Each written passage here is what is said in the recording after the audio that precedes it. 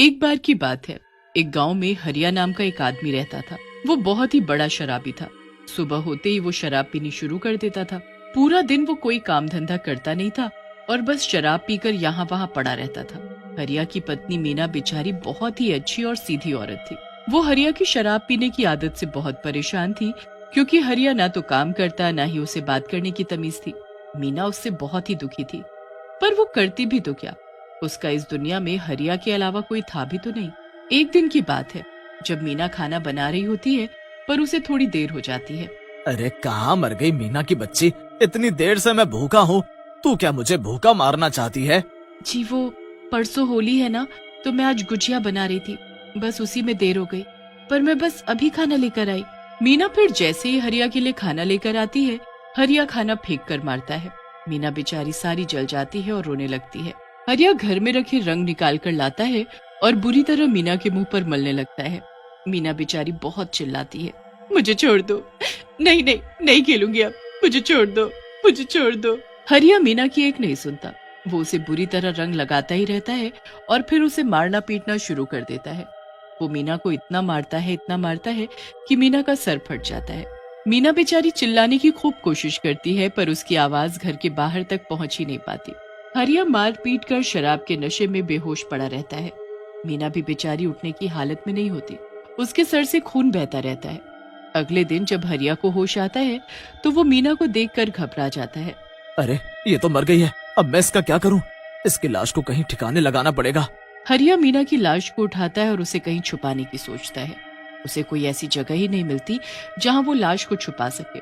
पर फिर उसे सामने होली की लकड़ियाँ इकट्ठी रखी हुई दिखती है। अरे वाह, ये बढ़िया जगह है। क्यों ना मैं मीना की लाश को इसी में छुपा दूं, किसी को शक भी नहीं होगा और आज शाम को होली के साथ मीना की लाश इसी में जलकर राख हो जाएगी। बस फिर हरिया ऐसा ही करता है। जब आसपास कोई नहीं होता, वो मीना की लाश को उसी लकड़ियों के बीच छुपा देता है और वहाँ से चला जाता है। अब शाम को लोग होलिका दहन के लिए वहाँ इकट्ठे होने लगते हैं। सब बड़े खुश होते हैं। सबके हाथों में जौ और गुलाल होता है। फिर थोड़ी देर में होलिका दहन होता है। किसी को इस बात का जरा भी पता नहीं चलता कि अंदर मीना है। लोग तो अपने मजे से खुशियां मना रहे होते हैं, नाच गा रहे होते हैं। सब एक दूसरे को बधाई दे ही रहे होते हैं कि अंदर मीना का शरीर जलना शुरू हो जाता है। अंदर मीना का शरीर जल रहा होता है और बाहर लोग होली की खुशियां मना रहे होते हैं। जब लोग खूब थक जाते हैं तो फिर अपने अपने घर चले जाते हैं और उनके जाने के बाद होलिका से चुड़ैल निकलती है।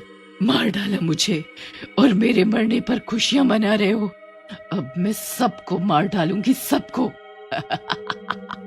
बस फिर चुड़ैल गुस्से में पागलों की तरह यहाँ से वहाँ गांव में घूमने लगती है।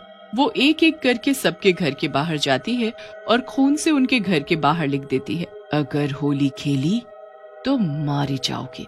पूरी रात चुड़ैल यही करती है। हर एक घर के बाहर ऐसा ही लिख देती है और गांव में बाकी जगह पर भी यही सब लिख देती है। अगली सुबह जब लक्ष्मी भैंसों का चारा डालने के लिए उठती है, तो उसे अपनी दीवार पर बड़ा बड़ा लिखा कुछ दिखता है। वो पढ़कर बड़ी हैरान हो जाती है और पड़ोस से राजू को आवाज देती है। राजू भी उसे पढ़ने लगता है और बताता है कि उसके घर भी यही लिखा हुआ है। राजू और लक्ष्मी बात कर ही रहे होते हैं कि तभी वहाँ से जगिया गुजरता है। अरे क्या तुम्हारी दीवार पर भी यही लिखा है? तुम्हारी मतलब? पूरे गांव में हल्ला हुआ पड़ा है, हर घर के बाहर यही लिखा है और तो और पूरे गांव में हर जगह खून से यही लिखा हुआ है कि अगर होली खेली तो मारे जाओगे। क्या बेकार की बातें हैं, ये सब किसी का मजाक है और कुछ नहीं। ऐसे कैसे कोई किसी को मार देगा? मैं ये सब नहीं मानता।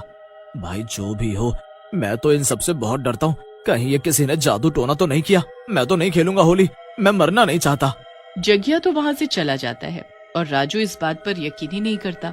गांव में हड़कंप मचा हुआ होता है। कुछ लोग इस बात को गंभीरता से लेते हैं तो कुछ मजाक उड़ाते हैं। जो लोग इस बात का मजाक उड़ा रहे होते हैं, चुड़ैल वहीं खड़ी उन्हें गुस्से से देख रही होती है। अच्छा, तुमको ये मजाक लग रहा है? ऐसा है तो होली खेल कर दिखाओ।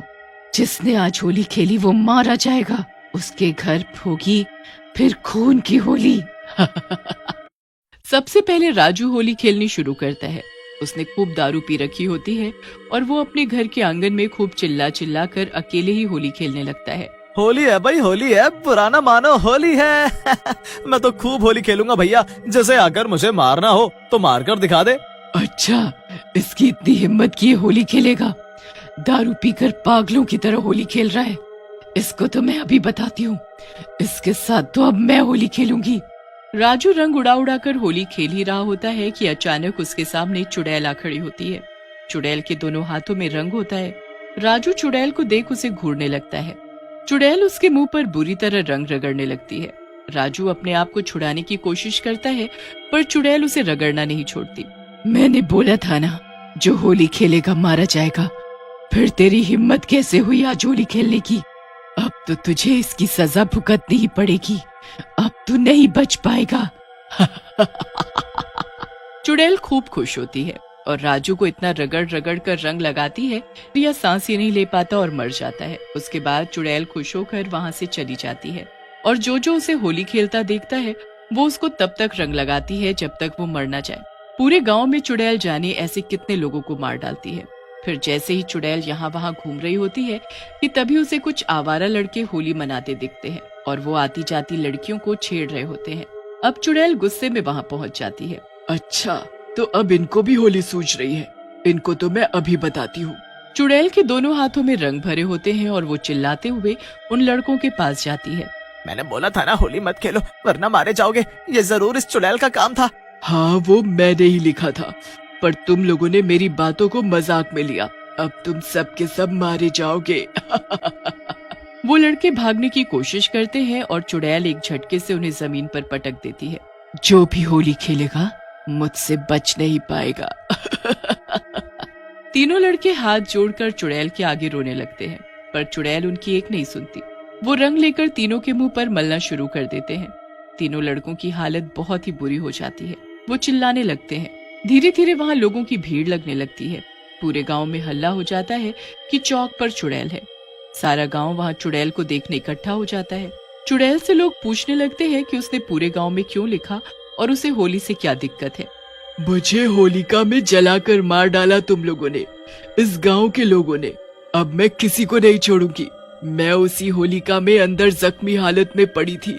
मैं इतना चिल्लाई पर तुम लोगों ने मेरी नहीं सुनी, मुझे जला दिया। हमें जरा भी अंदाजा नहीं था कि अंदर होलिका में कोई है, वरना हम ऐसा क्यों करते। पर तुम्हें उसमें डाला किसने? चुड़ैल ने फिर पूरी कहानी बताई कि कैसे उसके पति ने उसे मारा पीटा और मरा हुआ समझकर होलिका में छुपा दिया। उसके बाद वो गांव छोड़कर भाग गया। उसने सोचा मैं मर गई हूँ, पर मैं मरी नहीं थी। मुझ में सांसें चल रही थी, मैं जिंदा थी। मुझे तो तुम लोगों ने मार डाला। अब मैं तुमको कभी होली नहीं खेलने दूंगी, सबको मार डालूंगी। सच में तुम्हारे साथ बहुत बुरा हुआ है। हमें इस बात का बहुत दुख है। आखिर एक औरत के साथ इतना बुरा हुआ और हम कुछ न कर पाए। पर अब हम क्या करें बताओ? तुम जैसा कहोगी, जो कहोगी हम वैसा करेंगे। नहीं, जो होली मनाएगा उसे मैं मार डालूंगी। इतना कहकर चुड़ैल गायब हो जाती है। अब लोग परेशान हो जाते हैं कि क्या वो कभी होली नहीं खेल पाएंगे। पर फिर एक पंडित उनको उपाय बताता है। इस औरत की मौत इस होलिका में हमारे हाथों हुई है। अब इसको हमें ही मुक्ति दिलानी होगी। इस साल हमें होली नहीं खेलनी चाहिए क्योंकि हमारे गांव में हमारे हाथों एक मासूम औरत की जान गई है। हम खुशियां कैसे मना सकते हैं? पर अगले साल होलिका वाले दिन मैं इसका उपाय करूंगा, फिर सब ठीक हो जाएगा। बस फिर उस दिन कोई होली नहीं खेलता। पर अगले साल पंडित जी पहले उस चुड़ैल की आत्मा की शांति के लिए होलिका के पास बैठकर उसकी आत्मा शांति करते हैं, जहाँ पूरा गांव होता है। चुड़ैल की आत्मा फिर किसी को दुखी नहीं करती। हर साल लोग पहले जैसे होली मनाते हैं। सबसे पहले राजू होली खेलनी शुरू करता है। उसने खूब दारू पी रखी होती है और वो अपने घर के आंगन में खूब चिल्ला चिल्ला कर